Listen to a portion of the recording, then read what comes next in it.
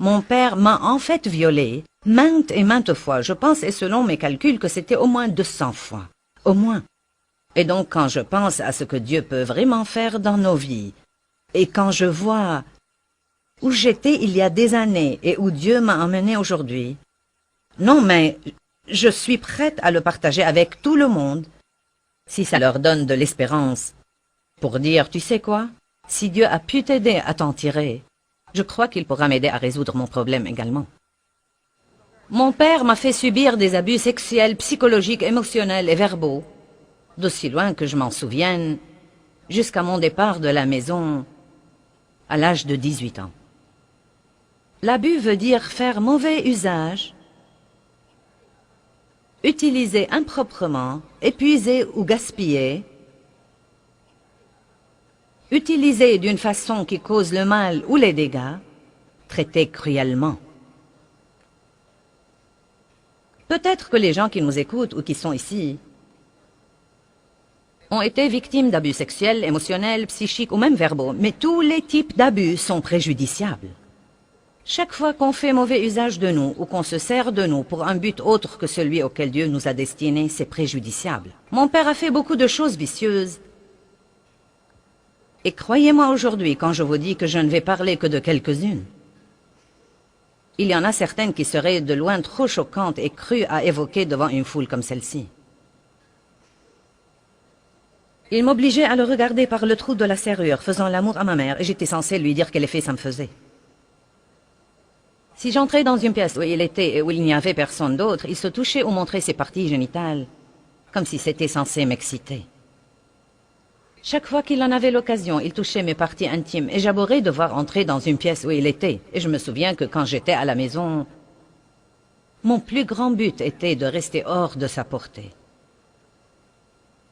Quand il descendait au sous-sol ou au garage pour faire quelque chose, il me disait d'attendre 5 ou 10 minutes puis de le rejoindre, de faire semblant de le chercher, et il m'agressait sexuellement, il me touchait et m'obligeait à le toucher. Je craignais que ma mère n'entre dans la pièce pour l'attraper sur le fait et me blâmer. Quand il sortait en voiture, il me disait de lui demander de me prendre avec lui devant ma mère, et il faisait semblant de refuser, et j'étais censée continuer à le supplier de me prendre avec lui jusqu'à ce qu'il cède. Il montait toute cette histoire pour donner l'impression que ça venait de moi.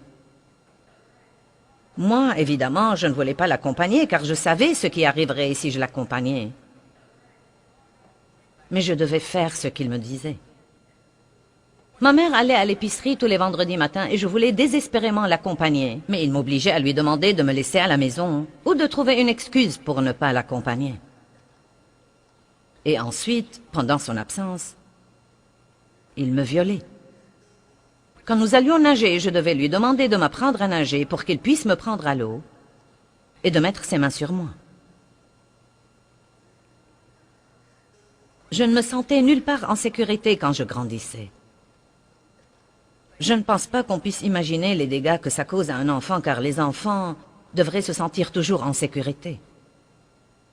Et je ne me sentais jamais en sécurité, et je sais que beaucoup d'entre vous ont vécu ces mêmes expériences.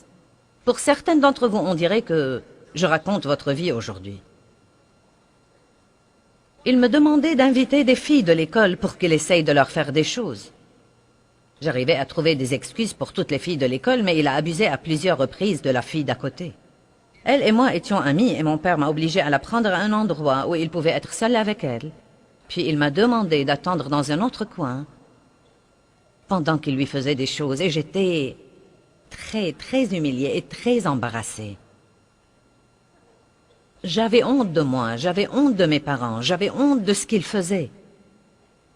Et quand je suis arrivée à l'âge adulte, j'ai compris le problème de la honte et d'être honteux de votre personne et comment ça empoisonne toutes vos pensées et tous vos actes. Et je suis si reconnaissante que le mot de Dieu dise, au lieu de votre honte, vous aurez une récompense double.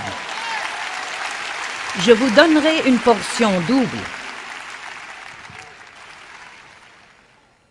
Si vous avez été élevé comme il faut, allez embrasser vos parents 3 fois par jour. Même si vous avez été faiblement élevé comme il faut, même un peu élevé comme il faut. toutes les victimes d'abus sexuels peuvent se remettre complètement, se rétablir complètement. Maintenant, il y a des choses que je n'aurai jamais et que j'aurais sûrement aimé avoir. Je ne saurai jamais ce que c'est que d'avoir un bon papa. Jamais ce que c'est que de pouvoir m'asseoir sur les genoux de mon papa, de mettre mes bras autour de son cou et de l'étreindre sans craindre que ça ne se transforme en quelque chose d'autre. Je ne pourrai jamais, quand j'aurai de la peine, demander à mon papa de prendre un café avec moi pour lui raconter ce que j'endure et pour qu'il s'occupe de moi. Je n'aurai jamais ça. Mais j'ai mieux que ça.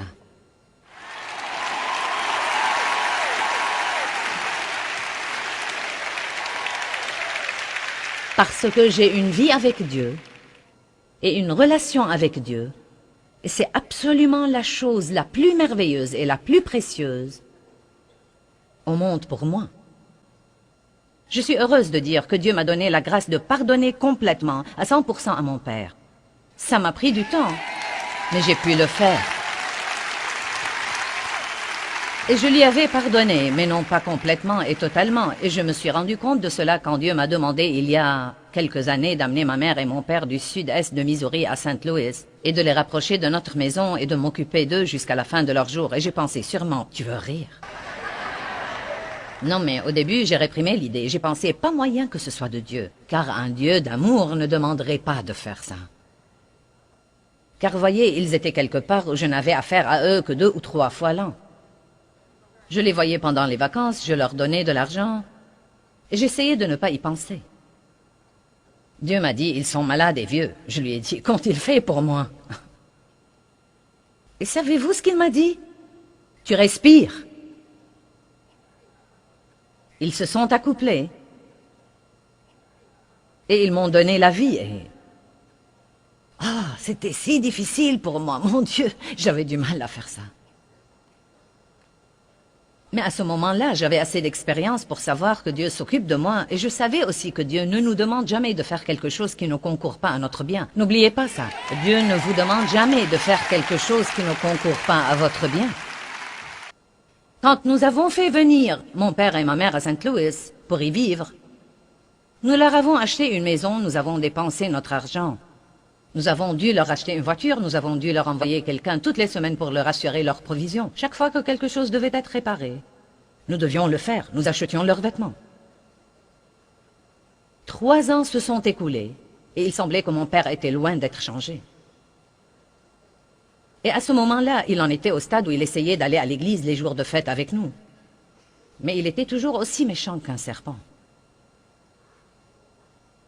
Et le jour d'Action de grâce, ma mère m'a appelé et m'a dit « Ton père voudrait que vous veniez, il veut vous parler. Je ne sais pas ce qui ne va pas chez lui, il pleure depuis 3 semaines. » Elle m'a dit « Je pense que je sais, mais vous feriez mieux de venir. » Nous sommes donc allés, Dave et moi, et il m'a dit en pleurant « J'ai besoin de te dire à quel point je suis désolée pour ce que je t'ai fait. » Et il m'a dit « Ça fait 3 ans que je voulais te le dire, mais je n'avais pas le courage, de le faire. » Et il a regardé Dave et lui a dit « À ta place, la plupart des hommes m'auraient tué. Mais tu n'as jamais été que gentil avec moi. » Et mon père, à propos, a reçu le Christ ce jour-là, et nous l'avons baptisé 10 jours plus tard. Amen. Et il est mort il y a environ 3 ans. Non, mais cet homme avait changé. Il était devenu un gentil vieil homme. Je pouvais l'embrasser sur la joue sans avoir peur. Et donc, c'était un grand œil au beurre noir pour l'enfer. Où était Dieu dans tout ça? Parlons-en pour un instant. J'ai prié pour que mon père meure, mais je n'ai pas été exaucé. J'ai prié pour que ma mère le quitte et qu'il me laisse tranquille, mais je n'ai pas été exaucé. Pourquoi Dieu ne m'a-t-il pas aidé? Je priais, je demandais, j'étais cette petite fille innocente dont on abusait. Eh bien, vous savez quoi? Je n'ai pas de réponse à tout ça, mais je peux vous dire que par la foi, je comprends maintenant. C'est pourquoi ce verset que j'ai partagé hier soir, c'est par la foi que nous comprenons comment le monde a été formé. Je ne peux pas vous l'expliquer dans ma pensée, mais je sais que... je sais bien que Dieu ne m'en a pas libéré, mais il m'a donné la force de l'endurer. Et écoutez, je me souviens que quand j'étais adolescente, allongée sur mon lit la nuit, et c'était mon moment préféré car mon père était toujours au travail. Et de ma petite façon d'enfant, je priais ardemment. Et je pensais qu'un jour, je ferais sûrement quelque chose de grand.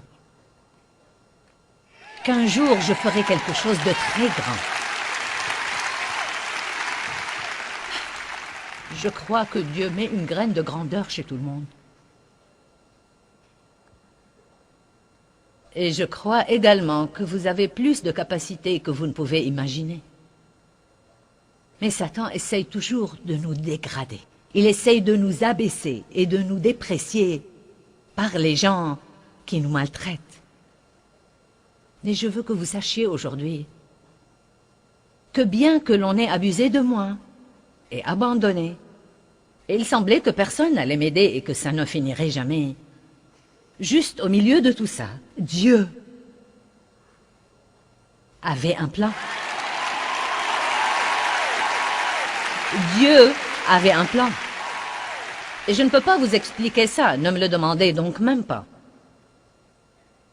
Mais je disais pour des années, bien sûr, j'aurais voulu que l'on n'abuse jamais de moi. Mais Dieu m'a aidé à me rétablir. Et il y a environ 3 ans, j'ai dit ça, bien sûr, j'aurais voulu que l'on n'abuse jamais de moi. Et Dieu m'a arrêté. Il a dit, arrête de dire ça. À ce moment-là, j'y réfléchis et je me suis dit, et je sais que ça semble fou, mais je suis heureuse que ceci soit arrivé, parce que je suis maintenant meilleure que je n'aurais jamais été. Je ne comprends rien à tout ça, mais je sais que Dieu m'a racheté et qu'il a pris ce que Satan a médité pour me faire du mal et il l'a changé en bien. Et je suis meilleure que je n'aurais jamais été si ceci ne m'était pas arrivé. Et il en va de même pour vous aussi. Je suis plus fort, je connais mieux Dieu, je comprends la douleur des gens. Et je crois que ça m'a permis de vous aider dans votre douleur et votre besoin, et de vous dire avec passion et amour, Dieu est vivant. Il vous aime.